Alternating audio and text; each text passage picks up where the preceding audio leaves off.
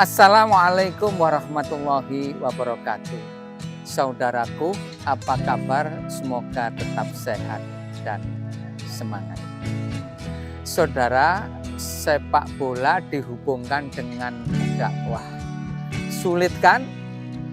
Tempatnya saja di lapangan, bukan di masjid. Pesertanya, pemain dan penonton bukan jamaah. Waktunya mepet dengan asar. Lalu materinya apa? Lawang tempatnya saja di lapangan. Sulit kan?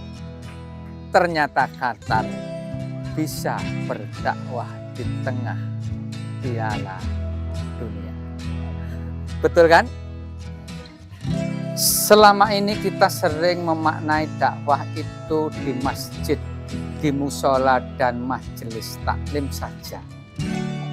Lalu bagaimana yang ada di pasar, di sawah, di kebun, mal, kantor, sekolah, dan tempat-tempat yang lain?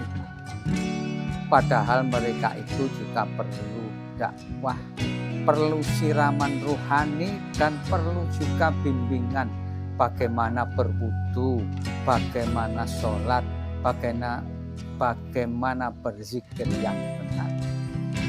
Maka sebenarnya mimbar tempat berdakwah yang ada di masjid itu bisa dibawa di kantor, di sawah, dan juga lapangan bola seperti negara Qatar. Maka sebenarnya Qatar telah berhasil berdakwah di tengah lapangan bola. Selama ini yang didakwai seringkali orang yang sudah cukup imannya, sudah sering ke masjid, ke musola, menghadiri pengajian. Tetapi bagaimana dengan masyarakat pinggiran, pengangguran, gelandangan hingga WTS, dan juga pemain dan pecandu bola? Mereka juga perlu dakwah, perlu pendampingan dan pembinaan. Maka sebuah prestasi bagi Qatar bisa berdakwah di kalangan bola mati. Dan di Tuban, Jawa Timur sana, lembaga dakwah khusus juga berhasil berdakwah di tengah komunitas punk yang biasa nongkrong di perempatan atau di lampu merah. Mereka berhasil pulang ke keluarga masing-masing. Selama ini kita sering memahami bahwa berdakwah itu hanya dengan ayat dan hadis. Padahal bisa juga dalam bentuk amal yang nyata. Dakwah itu bisa pemberdayaan ekonomi, meningkatkan pendidikan, memberikan keterampilan, dan masih banyak lagi.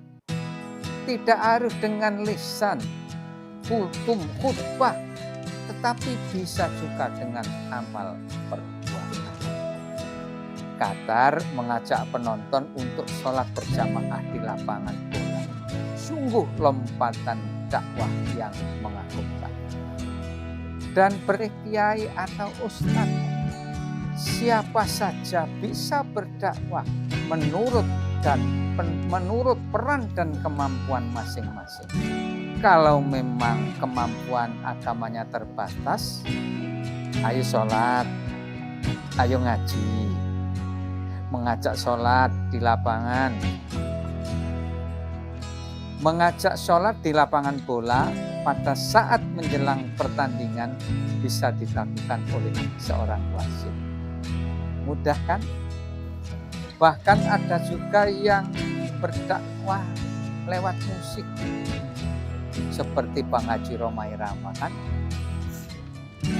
dia bisa berdakwah sambil bernyanyi.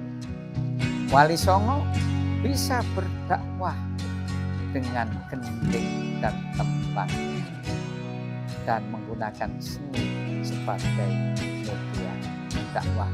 Hasilnya dapat kita nikmati hingga saat ini. Islam berkembang di tanah Nusantara, bahkan di Asia Tenggara. Saudaraku, rupanya sesibuk apapun juga kita tetap harus berolahraga dan beribadah kepada Allah. sehingga kita sehat lahir, sehat batin.